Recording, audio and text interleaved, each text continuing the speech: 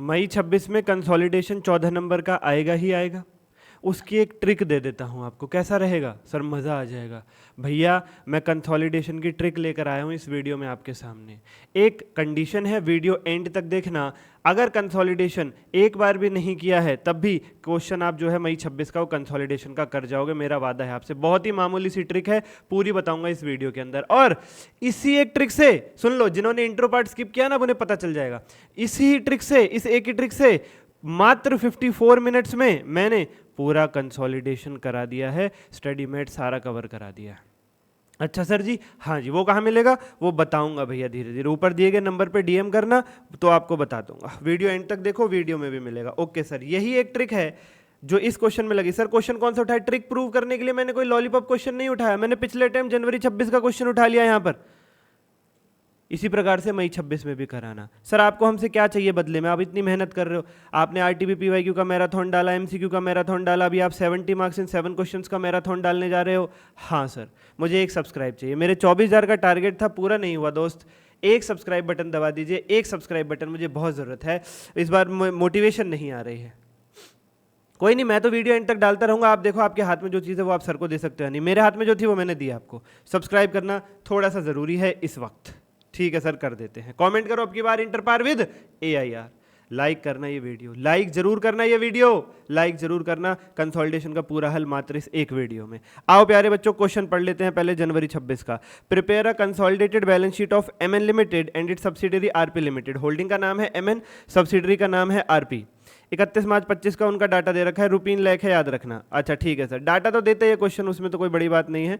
नीचे आके देखते हैं एडजस्टमेंट क्या क्या है। MN लिमिटेड के पास RP के 75% शेयर है। धन्यवाद करो सवाल का, शेयर पहले दे दिए निकाल के।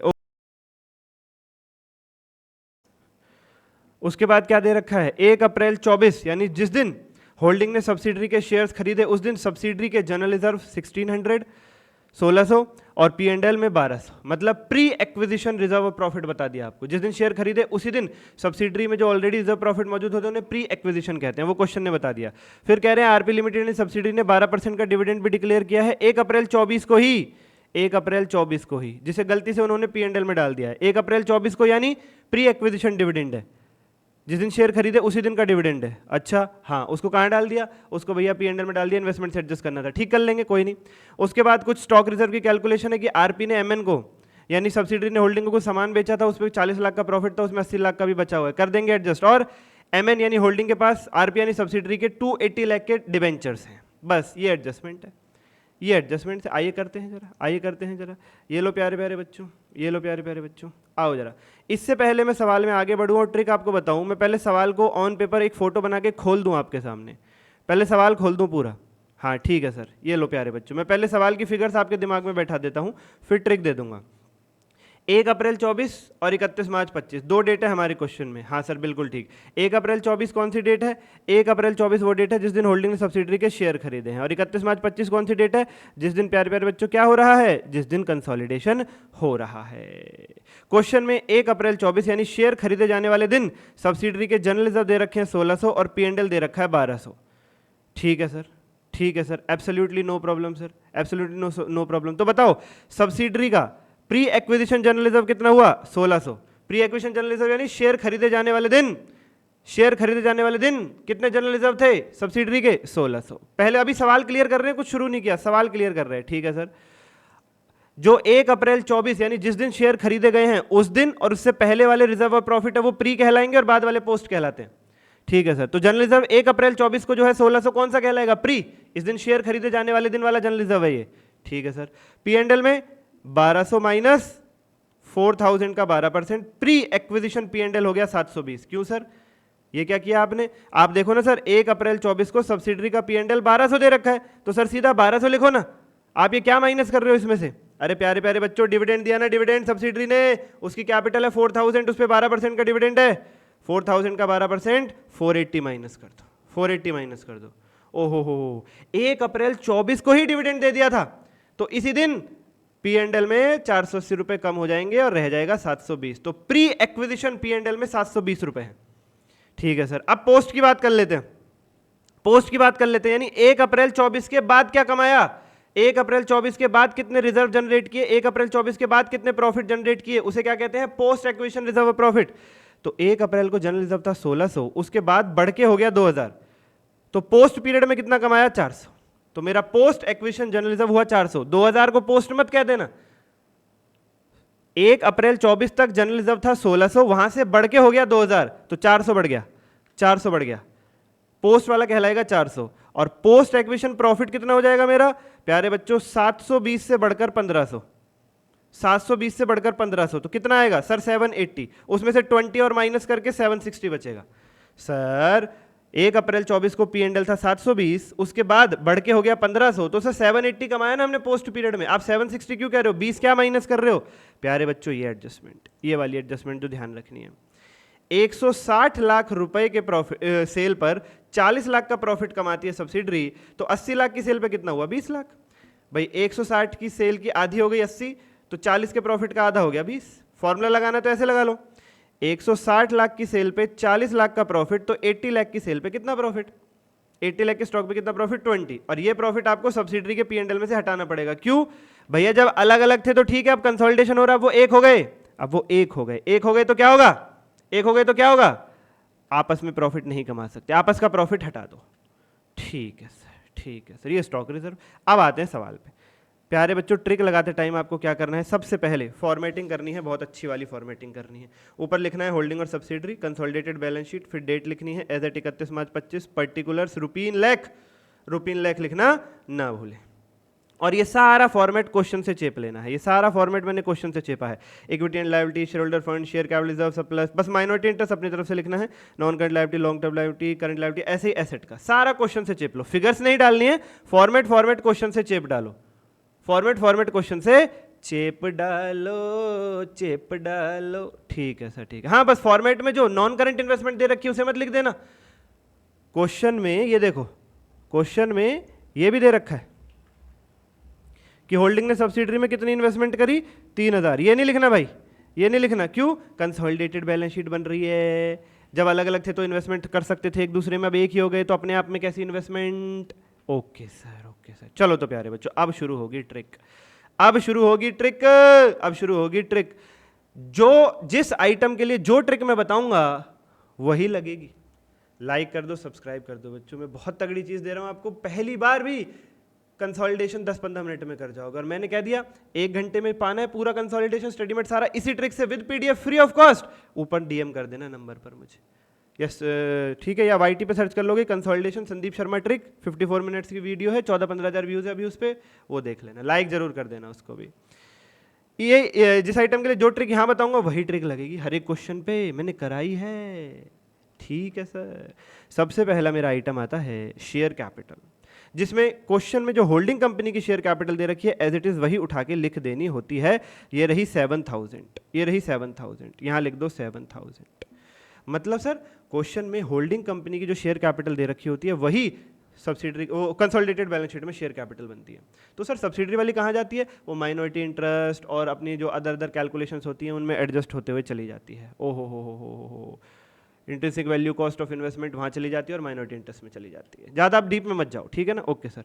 रिजर्व सरप्लस बाद में बताऊंगा, नेक्स्ट आइटम आता है माइनॉरिटी इंटरेस्ट, जिसकी क्या ट्रिक है, माइनॉरिटी इंटरेस्ट की ट्रिक ये रही, यह है फॉर्मूला माइनॉरिटी इंटरेस्ट निकालने का, यह फॉर्मूला माइनॉरिटी इंटरेस्ट निकालने का, सब्सिडरी की कैपिटल प्लस सब्सिडरी के सारे प्री और पोस्ट सारे reserve and surplus plus subsidiary का एसेट का अगर रिवैल्यूएशन हुआ है तो प्रॉफिट, लॉस हुआ है तो माइनस, इनटू जितने परसेंट शेयर माइनॉरिटी के पास है।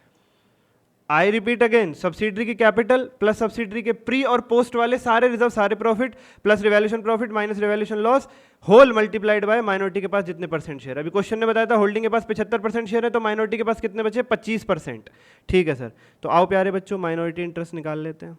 ये देखो माइनॉरिटी इंटरेस्ट, बहुत ही, ये हर एक क्वेश्चन में लग जाएगी ये ट्रिक, हर एक क्वेश्चन में लग जाएगी ये ट्रिक। ये लो माइनॉरिटी इंटरेस्ट निकाल लेते हैं, कहाँ गया माइनॉरिटी इंटरेस्ट, ये लो सब्सिडरी की कैपिटल 4000 क्वेश्चन ने दे रखी है, सब्सिडरी के प्री एक्विजिशन वाले जनरल रिजर्व 1600 और 720 P&L अभी निकाला, सब्सिडरी के पोस्ट वाले जनरल रिजर्व 400 और P&L 760 अभी निकाला, टोटल आया 7480 मल्टीप्लाई माइनॉरिटी के पास 25% शेयर है 1870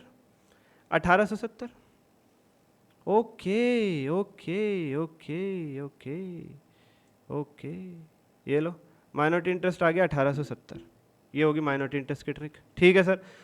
अच्छा, non current liability long term borrowing की ट्रिक क्या है? होल्डिंग प्लस सब्सिडरी, जो क्वेश्चन ने होल्डिंग की लॉन्ग टर्म बोरिंग दे रखी है उसमें प्लस कर दो सब्सिडरी का और माइनस आपस का उनका कोई लेन देन है तो वो।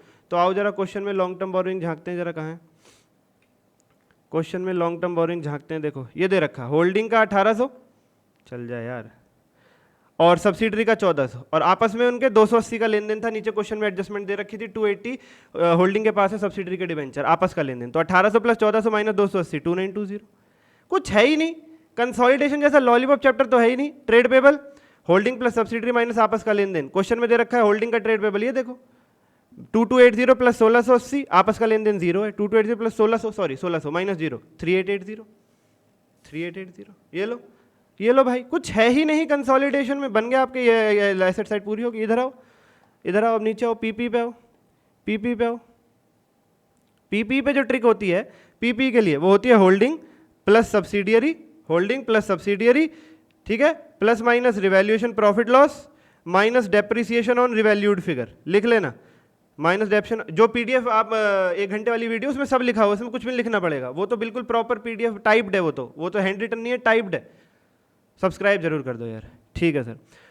अच्छा, तो होल्डिंग के दे रखे 6800 प्लस सब्सिडरी के 5500, रिवैल्यूएशन है नहीं तो डेप्शन भी नहीं लगेगा, ना क्वेश्चन में रिवैल्यूएशन है ना डेप्शन है, तो ये आ गया सीधा 12300। ये देखो क्वेश्चन में दे रखा है एसेट्स 6800 और 5500, ये रहे 68 चल भाई 6800 और 5500, ये रहे।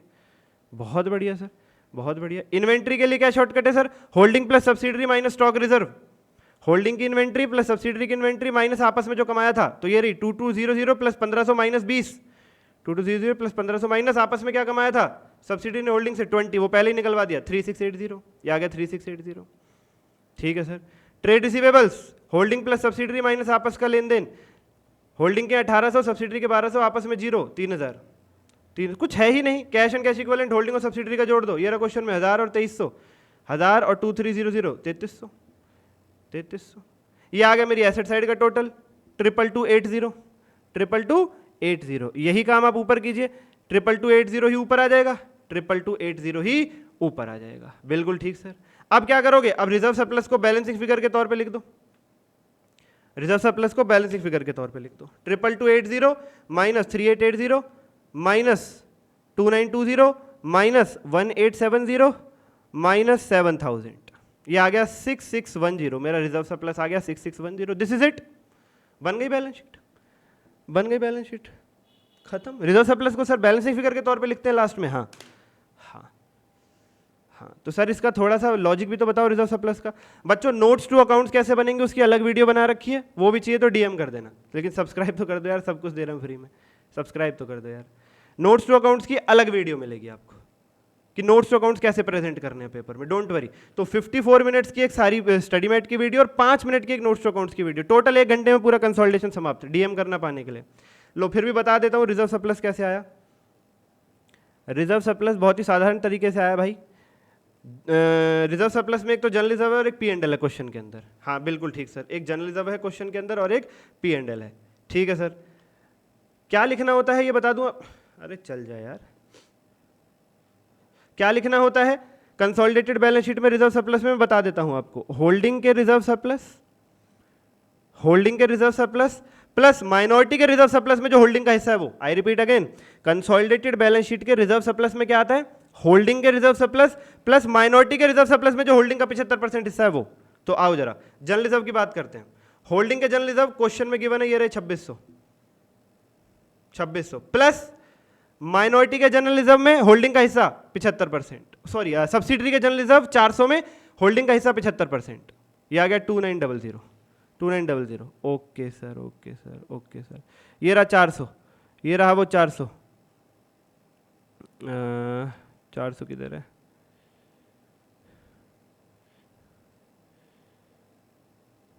ये जो बताया था ना आपको 400 किधर गया? ये रहा पोस्ट एक्विजिशन जनरल रिजर्व। ठीक है ठीक है ठीक है ठीक है सर, ठीक है सर, ठीक है sir, okay sir, okay sir. Thereafter thereafter thereafter thereafter thereafter thereafter, चल भाई चल भाई चल भाई चल भाई चल भाई।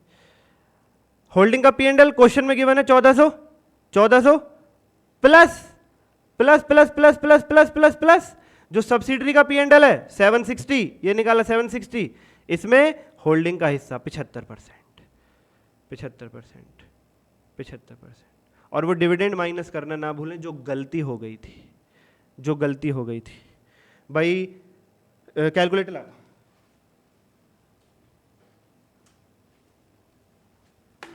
4,000 की कैपिटल पे 12% का डिविडेंड दिया सब्सिडरी ने, 480 हो गया, उस पे होल्डिंग का हिस्सा 75%, 360, वो यहां से माइनस कर देना। क्यों? अरे वही तो लिखा था क्वेश्चन में कि होल्डिंग ने उसे P&L में जोड़ दिया गलती से, वो P&L में नहीं जाना चाहिए, प्री एक्विजिशन डिविडेंड P&L में नहीं जाता, वो इन्वेस्टमेंट की कॉस्ट से एडजस्ट होता है कैपिटल रिजर्व निकालते वक्त। तो यहां से हटाओ, यहां से हटाओ। ओहो भाई, होल्डिंग को कितना डिविडेंड मिलेगा? 4,000 की सब्सिडरी की कैपिटल पे 12% डिविडेंड में 75% हिस्सा 360, वो यहां से हटा दो होल्डिंग के P&L में से। क्यों? वो यहाँ नहीं जाएगा, इन्वेस्टमेंट की कॉस्ट से एडजस्ट होगा। ठीक ठीक ठीक सर, समझ गए, आपकी बात समझ गए। ओके, तो आई repeat again, consolidated balance sheet में रिजर्व सरप्लस में क्या जाता है? होल्डिंग के रिजर्व सरप्लस प्लस सब्सिडी के रिजर्व सरप्लस में जो उसका हिस्सा है। 2600 प्लस 400 का 75%, 1400 प्लस 760 का 75%। ये एडजस्टमेंट आपको करनी पड़ेगी, 480 का 75%, 360 माइनस करना पड़ेगा, क्योंकि ये गलती हो गई थी क्वेश्चन में। और प्यारे बच्चों, कैपिटल रिजर्व कैसे निकलेगा? हम कॉस्ट ऑफ इन्वेस्टमेंट और इंट्रिंसिक वैल्यू, दो चीज़ों को कंपेयर करते हैं। कॉस्ट ऑफ इन्वेस्टमेंट क्वेश्चन ने दे रखी है 3000, उसमें से वो डिविडेंड 360 माइनस कर देना। जब जब क्वेश्चन में लिखा हो कि होल्डिंग ने डिविडेंड की ट्रीटमेंट गलत कर दिया है, तो आपको यही करना है, कैपिटल रिजर्व निकालते वक्त कॉस्ट ऑफ इन्वेस्टमेंट से माइनस, और नीचे रिजर्व एंड सरप्लस में P&L में से माइनस। ठीक है सर। और इंट्रिंसिक वैल्यू का फॉर्मूला सब्सिडरी की कैपिटल प्लस उसके प्री एक्विजिशन वाले reserve profit plus revaluation profit minus revaluation loss, जो भी आए मल्टीप्लाई कर दो होल्डिंग के पास जितने परसेंट शेयर है। यानी सब्सिडरी की कैपिटल 4,000 प्लस सब्सिडरी के pre acquisition reserve 1600 plus subsidiary के pre acquisition profit 720 into 75%, 4740। Intrinsic value ज्यादा है, कॉस्ट ऑफ इन्वेस्टमेंट कम है, तो कैपिटल रिजर्व आ गया 2100, 2100। तीनों का टोटल मारोगे 2100, 2900, 1610, 6610 आएगा। सर यहाँ पे उल्टा केस होता है, इंट्रिंसिक वैल्यू कम होती तो गुडविल आती, फिर उसे बैलेंस शीट में इंटेंजिबल एसेट्स में दिखाते। लाइक कर दो, सब्सक्राइब कर दो, कोई भी डाउट हो मेरे से DM पे ले लो, और वो PDF ले लो फ्री ऑफ कॉस्ट। अभी के लिए इतना ही, धन्यवाद।